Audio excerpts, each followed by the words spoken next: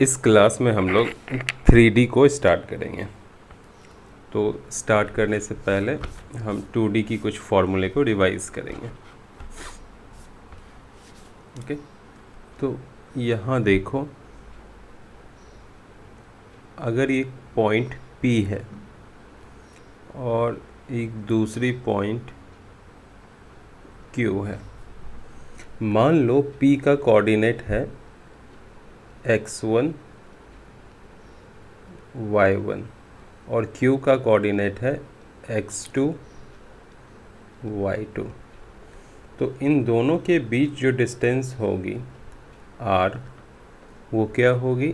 r equal to under root x2 minus x1 square plus y2 minus y1 square.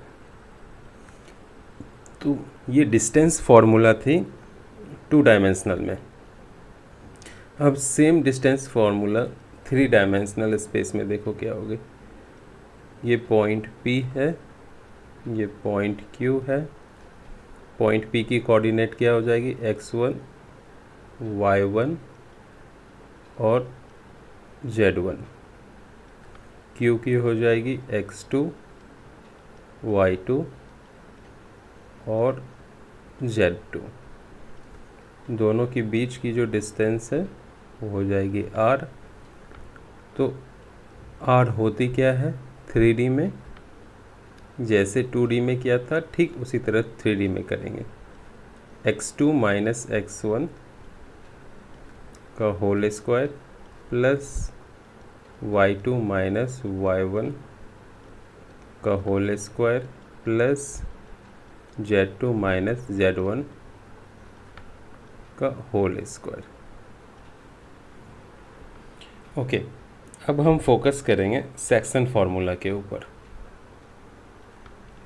मान लो यहाँ एक point है P, यहाँ एक पॉइंट है Q। इन दोनों को यानी P और Q को ज्वाइन करती है एक लाइन सेगमेंट। एक पॉइंट यहाँ है M, जो P और Q को small m h to n ratio में डिवाइड करती है। इसका मतलब क्या हो गया? Pm बाय MQ जो है उसकी value small m by small n है। P की कोऑर्डिनेट मान लो x1 और y1 है और Q की कोऑर्डिनेट x2 y2 है। तो इस केस में जो m की कोऑर्डिनेट होगी, यानी m की जो कोऑर्डिनेट होगी वो क्या हो जाएगी? m x2 plus n x1 upon m plus n comma m y2 plus n y1 upon m plus n। ठीक है, m x2 plus n x1 upon m plus n। अब आ जाओ, हम सेम लाइन सेगमेंट को 3 dimensional space में देखेंगे।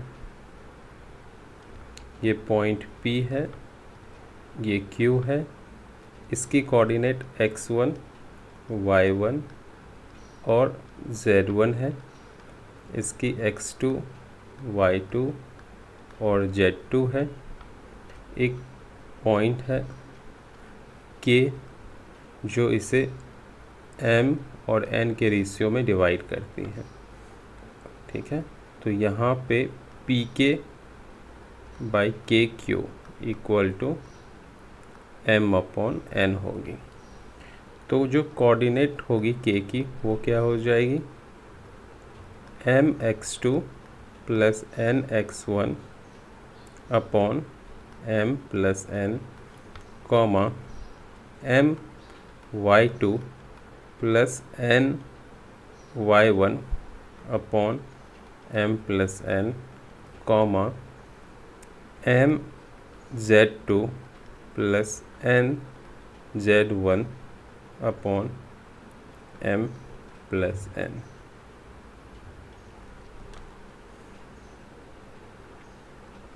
Okay,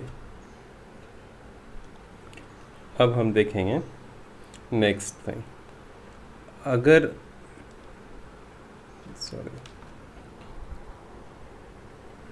okay, देखो यहाँ पे एक पॉइंट है P, यहाँ एक पॉइंट है Q। इस पॉइंट P और Q की कोऑर्डिनेट है x1 y1, P की और Q की x2 y2। इन दोनों को एक लाइन सेगमेंट ज्वाइन करती है। इनके ठीक बीच में यानी बिल्कुल मिडल एक पॉइंट है T। तो इस T की कोऑर्डिनेट क्या होगी? जब ये बीच में होती है तो ये एक दूसरे को 1:1 के रेशियो में डिवाइड करते हैं, यानी PT बाय TQ क्या हो जाएगी? 1/1, यानी PT इक्वल टू TQ हो जाएगी। ओके, तो T की कोऑर्डिनेट जो होगी वो हो जाएगी x1 प्लस x2 सॉरी मैंने y लिखा by 2 comma y1 plus y2 by 2, और ये है T की कोऑर्डिनेट। ठीक इसी तरह अगर पॉइंट P की कोऑर्डिनेट x1 y1 और z1 हो और पॉइंट Q की कोऑर्डिनेट x2 y2 और z2 हो, तो जो इनके बिल्कुल मिड में पॉइंट होगी T, उस T की कोऑर्डिनेट क्या हो जाएगी? x1 plus x2 by 2 comma y1 plus y2 by 2 comma z1 plus z2 by 2।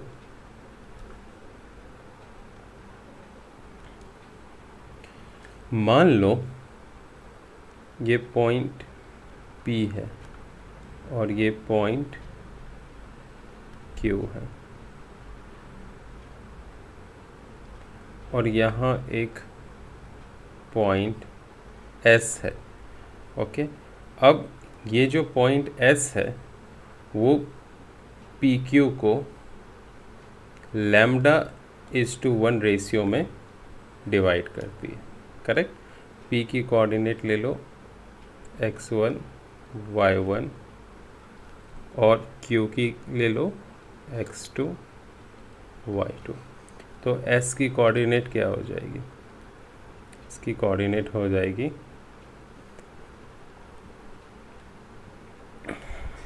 एक सेकेंड,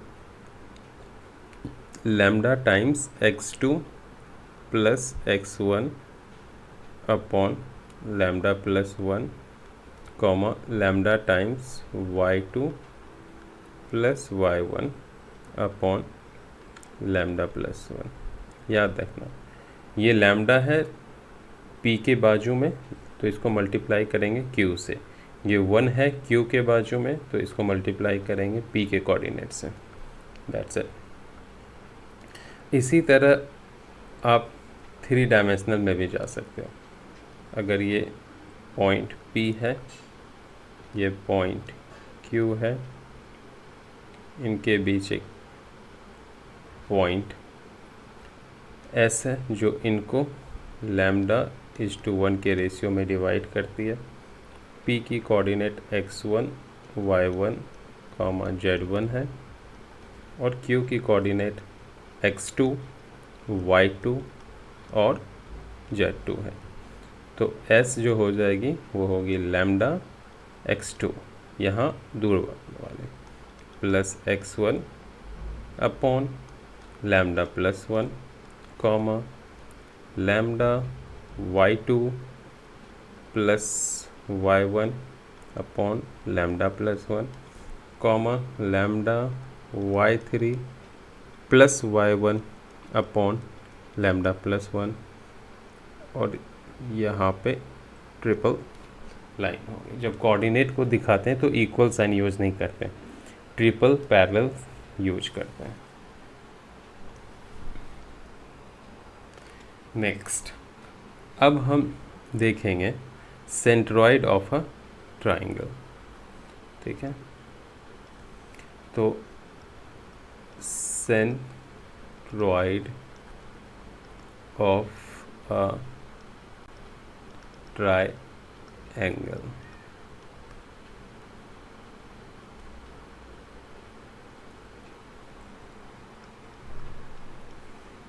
ओके, तो 3 पॉइंट हैं। मान लो P की कोऑर्डिनेट है x1 y1 z1, Q की कोऑर्डिनेट है x2 y2 z2, और R की कोऑर्डिनेट है x3 y3 और z3। ये मैं डायरेक्ट 3 डायमेंशनल स्पेस में कर रहा हूँ। ओके, तो ये तीनों वर्टेक्स हैं एक ट्राइंगल के।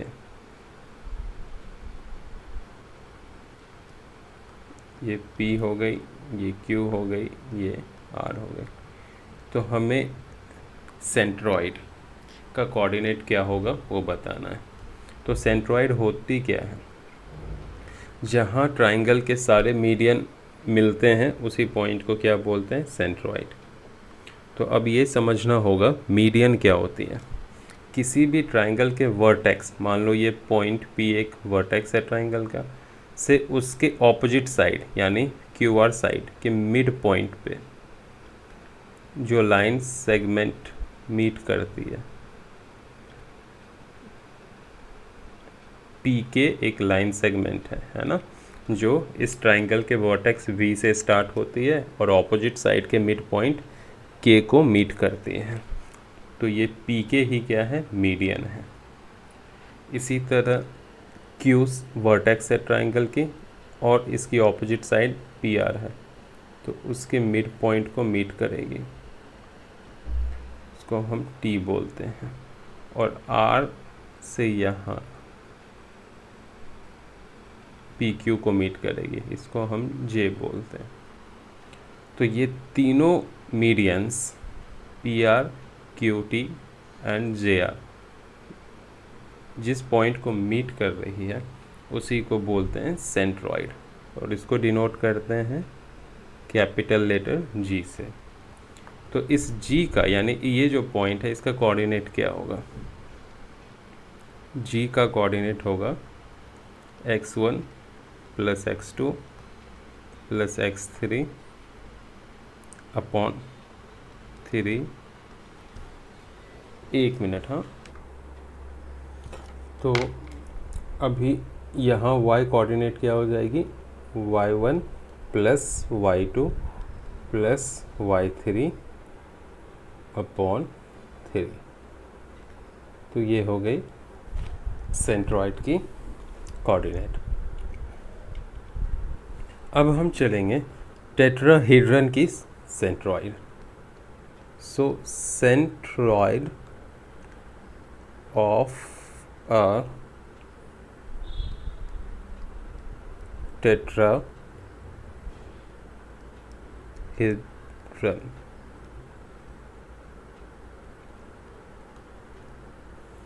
तो देखो टेट्राहेड्रन में क्या होती है, 4 वर्टेक्स होते हैं। तो मान लो A वर्टेक्स की कोऑर्डिनेट है x1 y1 z1, B vertex की कोऑर्डिनेट है x2 y2 z2, C vertex की कोऑर्डिनेट है x3 y3 z3, और D वर्टेक्स की कोऑर्डिनेट है x4 y4 z4। तो जो सेंट्रॉइड हो जाएगी वो ठीक इसी तरीके से होगी। क्या होगी? x1 plus x2 plus x3 plus x4 upon 4 comma y1 plus y2 plus y3 plus y4 upon 4 comma z1 plus z2 plus z3 plus z4 upon 4। तो ये हो गई टेट्राहीड्रन की कोऑर्डिनेट, सेंट्रॉइड की कोऑर्डिनेट। अब जो हम पढ़ेंगे वो है direction cosine of a line.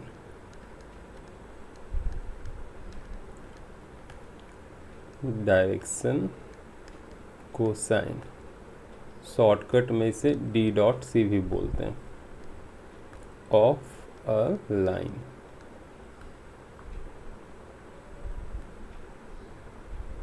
है ना? तो डायरेक्शन कोसाइन जो होती है एक लाइन की, उसको रिप्रेजेंट करते हैं L comma M comma N से, L M N से। क्लियर हुआ? तो मान लो यहाँ पे ये एक लाइन है ना, इसको आप O बोल दो और इसको आप P बोल दो। तो OP एक लाइन सेगमेंट है। तो ये लाइन सेगमेंट x एक्सिस के साथ कितनी एंगल बना रही है? अल्फ़ा। y एक्सिस के साथ कितनी एंगल बना रही है? बीटा। और z एक्सिस के साथ कितनी एंगल बना रही है? गामा। क्लियर हो गई? तो L जो हो जाएगी वो हो गई cosine of angle alpha. M जो होगी वो हो जाएगी कोसाइन ऑफ एंगल बीटा। और N जो होगी वो हो जाएगी कोसाइन ऑफ एंगल गामा। इसका मतलब ये हुआ कि जो डायरेक्शन कोसाइन है L, M और N वो होगी cos alpha comma cos beta comma cos gamma के बराबर। तो यही है हमारा direction cosines.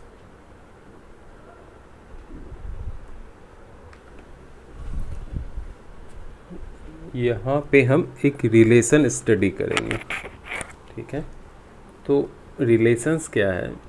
L square plus M square plus N square equal to 1 होती है।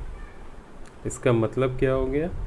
इसका मतलब हो गया cos square alpha plus cos square beta plus cos square gamma की वैल्यू क्या होगी? 1 होगी।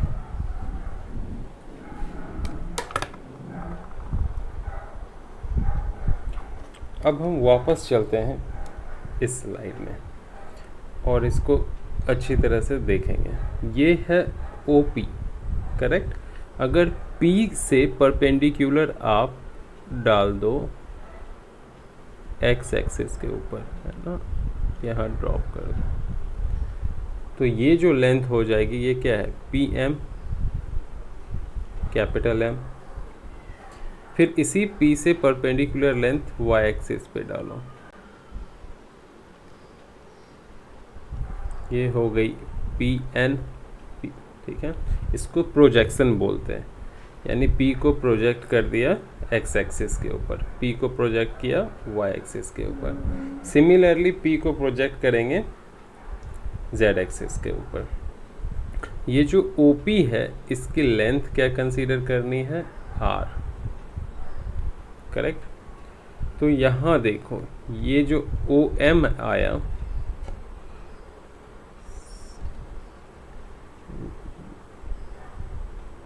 मैं इस चीज़ को एक्सप्लेन कर रहा हूँ। यहाँ पे जो OM आएगा ये लेंथ, ये वाली, वो क्या हो जाएगी? OP cosine of alpha. OP cosine of alpha, मतलब OP क्या है, R cosine of alpha. Similarly PON जो होगा वो क्या हो जाएगा, OP cosine of beta, OP cosine of beta, मतलब R कॉस बीटा। इसी तरह अभी ड्रॉ नहीं कर सकते क्योंकि ये 2 डायमेंशनल स्पेस है, एक ले लेंगे OT, वो क्या हो जाएगी, OP कोसाइन ऑफ गामा, यानी R कॉस गामा। क्लियर हो गई, यहाँ पे कोई प्रॉब्लम नहीं होनी चाहिए। तो यहाँ से देखो OM R कॉस अल्फ़ा को देखो, ON R कॉस बीटा को देखो, OT R कॉस गामा को देखो और कुछ रिलेशन बनाओ, है ना। कॉस अल्फ़ा को हम क्या बोल सकते हैं, कॉस अल्फ़ा को हम लोग L बोलेंगे, तो ये हो जाएगी RL। कॉस बीटा को हम M बोलेंगे, स्मॉल m, तो ये हो जाएगी RM। और कॉस गामा को हम लोग N बोलेंगे, तो ये हो जाएगी RN। करेक्ट। तो यहाँ हो गया OM। OM क्या है, x एक्सिस के है तो इसको स्मॉल x बोल दो, ON y एक्सिस के ऊपर है, इसको स्मॉल y। इसी तरह OT z एक्सिस पे है तो स्मॉल z। तो फाइनली क्या निकल के आया, OM को हम लोग क्या बोल सकते हैं, x, तो ये हो जाएगी यहाँ पे x equal to, correct, R times L, small y equal to R times M, small z equal to R times N। हो गया। तो ये हैं रिलेशंस प्रोजेक्शंस के साथ।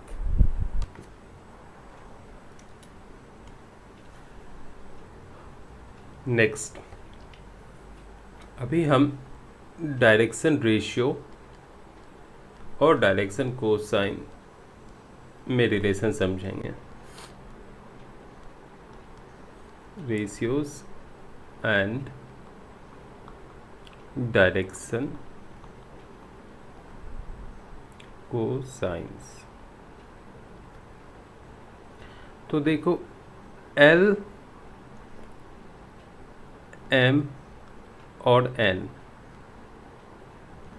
डायरेक्शन कोसाइंस हैं एक लाइन के, है ना। और ABC डायरेक्शन रेशियोज है। बेसिकली डायरेक्शन रेशियो जो होती है डायरेक्शन कोसाइन की प्रोपोर्शनल होती है, यानी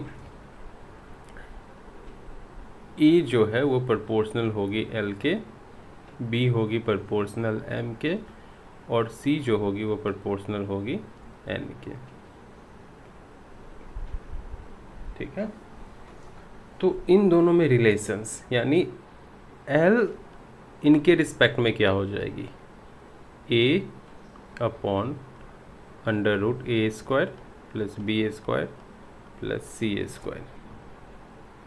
M क्या हो जाएगी, B upon under root A² plus B² plus C²। N क्या हो जाएगी, C upon under root A² plus B² plus C²। एक और चीज़ ध्यान देने वाली बात है, यहाँ प्लस और माइनस दोनों आएगी क्योंकि रूट में है ना, तो ये हो गया। तो बेसिकली L, M और N यानी डायरेक्शन कोसाइन जो है वो क्या हो जाएगी, plus minus A upon under root A² plus B² plus C², comma plus minus B upon under root A² plus B² plus C², comma plus minus C upon, यहाँ पे लिखता हूँ C upon under root A square plus B square plus C square plus minus comma. ठीक, तो ये यहाँ है और तीसरी जो टर्म है वो यहाँ आ गई। ठीक है, ये जो एल एम एन है ये क्या है, डायरेक्शन कोसाइंस है, और ये क्या है, डायरेक्शन रेशियोज। अभी हम लोग देखेंगे projection of a line segment.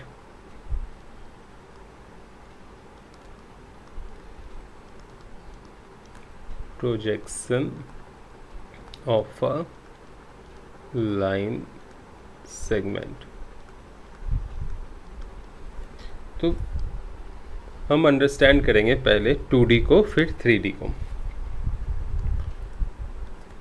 तो देखो यहाँ पे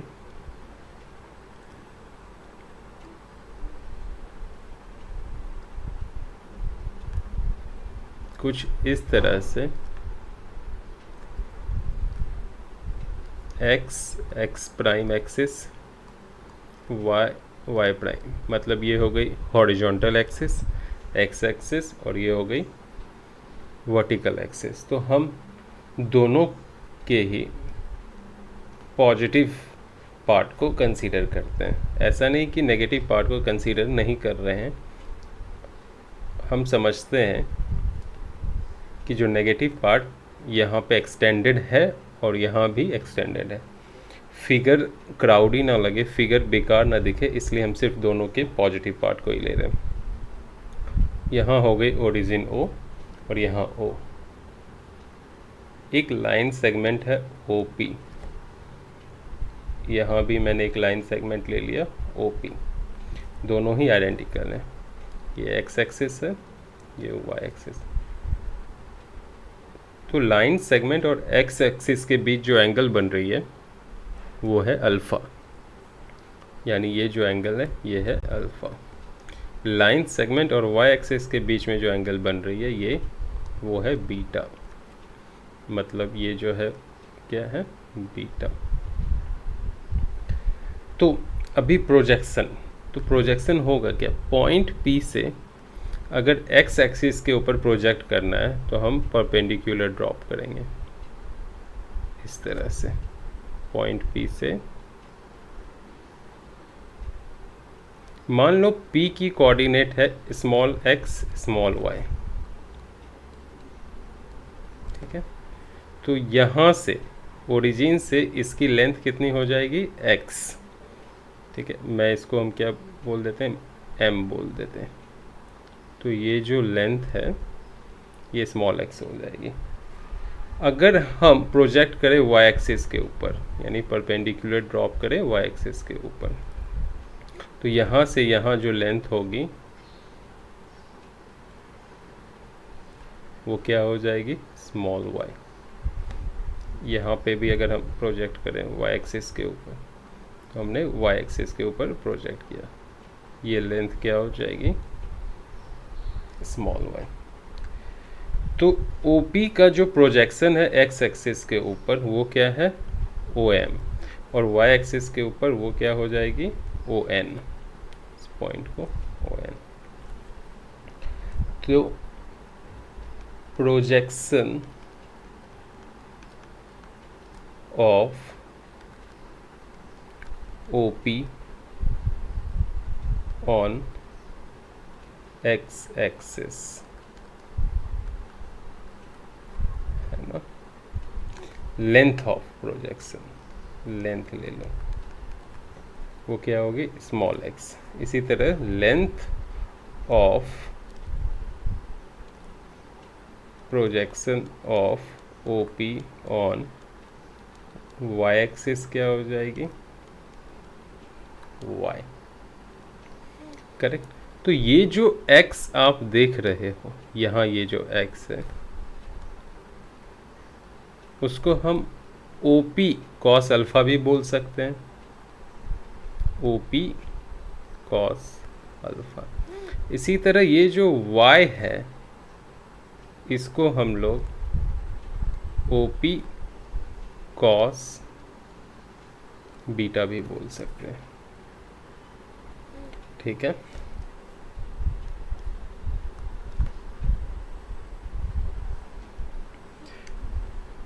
तो 2D में तो प्रोजेक्शंस आपको समझ में आ गई। अब सेम चीज़ को हम अंडरस्टैंड करेंगे 3D में। तो देखते हैं क्या होगी।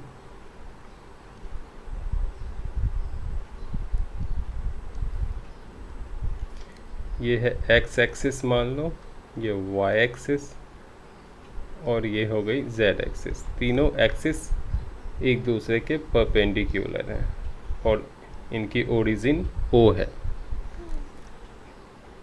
अगेन OP एक लाइन है। अब P की कोऑर्डिनेट क्या हो जाएगी? x, y और z। करेक्ट। तो ये जो एंगल बन रही है ये क्या है? अल्फ़ा। ये क्या है? बीटा। और y एक्सिस के साथ P के साथ जो एंगल बनेगी, यहाँ दिखाना थोड़ी मुश्किल है इसलिए मैं डॉटेड लाइन से दिखा रहा हूँ, ये हो जाएगी गामा।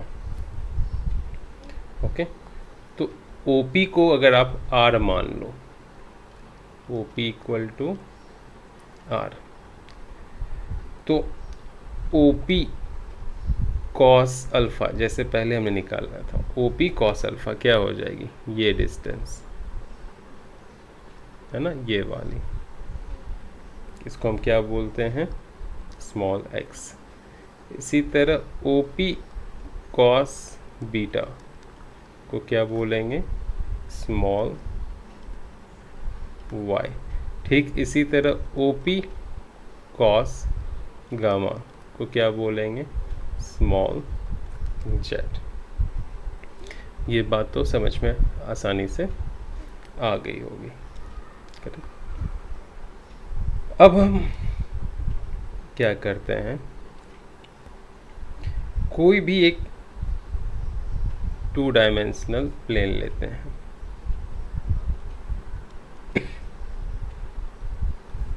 ये हो गई x एक्सिस, ये हो गई y एक्सिस और यहाँ हो गई ये ओरिजिन।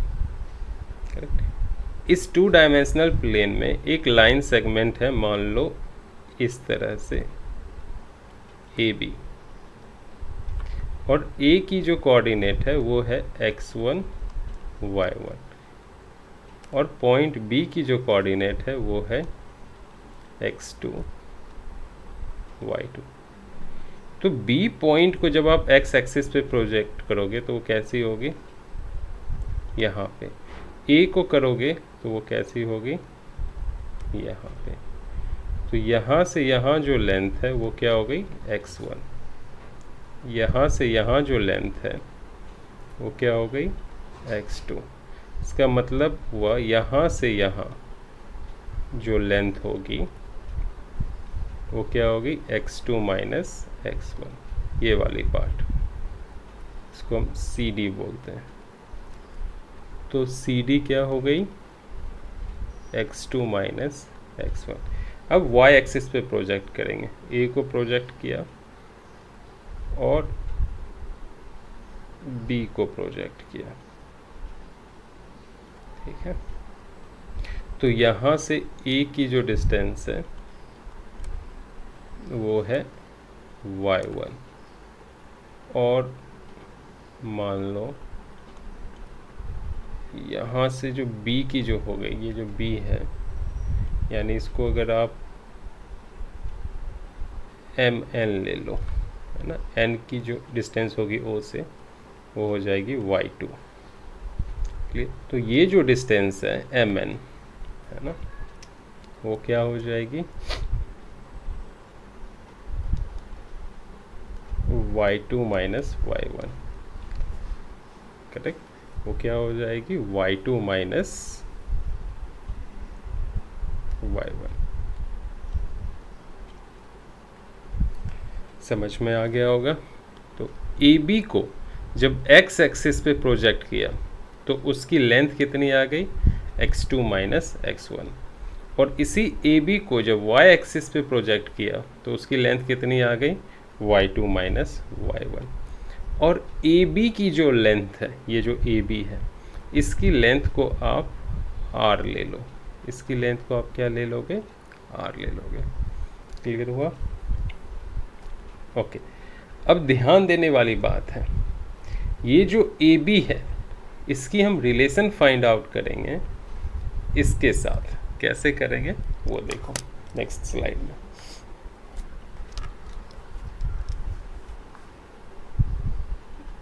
मैं सिर्फ उस लाइन ए बी को बना रहा हूँ, ये है ए, ये है बी। 2 डायमेंशनल में समझना इजी है। ओके। और यहाँ मैं सिर्फ और सिर्फ समझो एक्स एक्सिस ड्रॉ कर रहा हूँ। इसको जब प्रोजेक्ट करेंगे एक्स एक्सिस के ऊपर तो यहाँ सी मिली थी, इसको जब प्रोजेक्ट किया था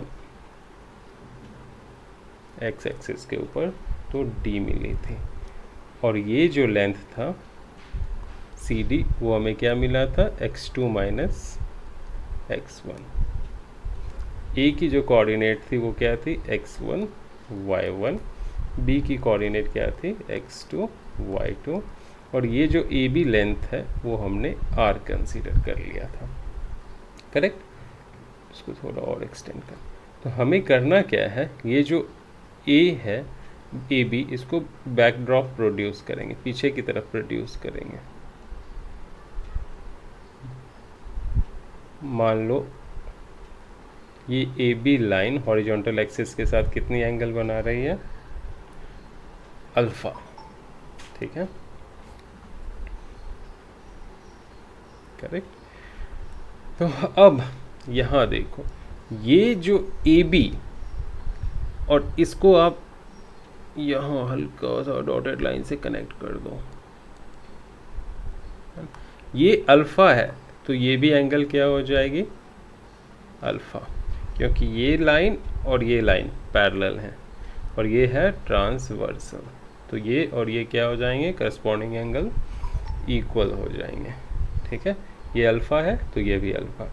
अब देखो ये आर है तो ये डिस्टेंस क्या हो जाएगी, आर कॉस अल्फा, यानी सी डी क्या हो जाएगी, R cos alpha equal to x2 minus x1। इसी तरह कॉस अल्फा इक्वल टू क्या हो जाएगी, x2 minus x1 upon are. ठीक है, सिमिलरली 2 डायमेंशन में अगर आप जाओगे तो कॉस बीटा जो होगी यानी y एक्सिस पे, वो आप निकाल सकते हो y2 minus y1 upon R, और कॉस गामा अगर 3 डायमेंशनल है equal to z2 minus z1 by R. Cos alpha, cos beta और कॉस गामा, इसको क्या बोलते हैं, डायरेक्शन कोसाइन, यानी LMN। वो क्या हो गई, x2 minus x1 by R comma y2 minus y1 by R comma z2 minus z1 by R. Correct? तो इसी को अब हम समराइज कर देते हैं। सीट खत्म हो गई है, तो देखो कैसे समराइज करते हैं। हमें निकालना डायरेक्शन कोसाइन एक लाइन की, है ना। वो लाइन है आपकी, मान लो ए बी, पॉइंट ए की कोऑर्डिनेट है x1 y1 z1, और पॉइंट बी की कोऑर्डिनेट है x2 y2 और z2। ए और बी के बीच की लेंथ अगर है r, तो जो डायरेक्शन कोसाइन होगी DC जो होगी उसको हम ऐसे लिख सकते हैं, L, M, N equal to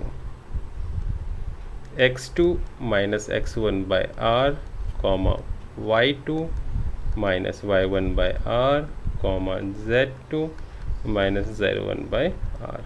that's it.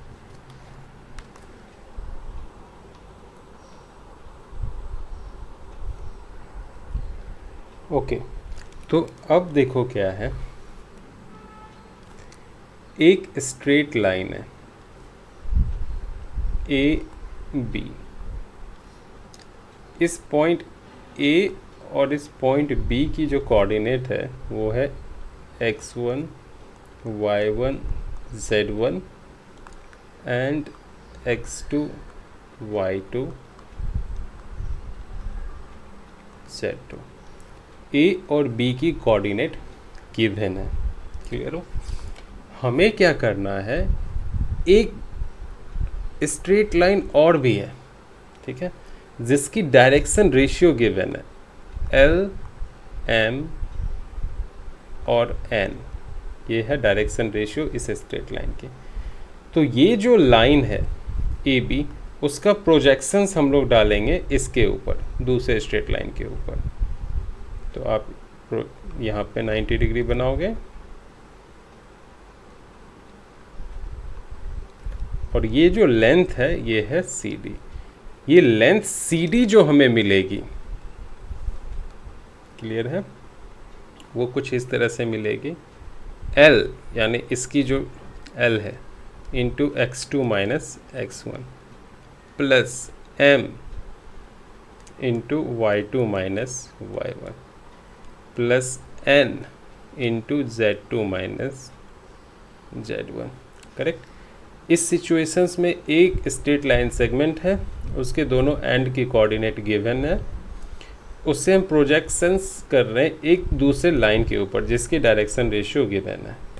तो ये जो प्रोजेक्ट हुई है यहाँ पे सी डी लेंथ, उस प्रोजेक्टेड लेंथ की वैल्यू जो मिलेगी वो क्या मिलेगी, L time x2 minus x1 plus M time y2 minus y1 plus N time z2 minus z1। अब देखो दो लाइन है, एक ए बी हो गई, एक दूसरी हो गई ए सी। दोनों के बीच जो एंगल बन रही है वो है थीटा, करेक्ट। इस लाइन की डायरेक्शन कोसाइन है मान लो L1 M1 N1 और इसकी डायरेक्शन कोसाइन है L2 M2 N2, करेक्ट। तो इन दोनों के बीच में जो एंगल थीटा है वो इनके साथ कैसे रिलेट करेगा, तो जो कॉस थीटा होती है वो बराबर होती है L1 L2 plus M1 M2 plus N1 N2 के। अगर ये दोनों लाइन परपेंडिकुलर होंगे तो थीटा कितनी होगी 90 और कॉस थीटा क्या हो जाएगी 0। तो ये L1 L2 plus M1 M2 plus N1 N2 equal to क्या हो जाएगी 0। अगर ये दोनों लाइन पैरेलल होगी तो उस केस में ये क्या हो जाएगी 0। तो cos 0 क्या होता है 1, L1 L2 plus M1 M2 plus N1 N2 equal to 1। या दूसरा कंडीशंस क्या हो जाएगा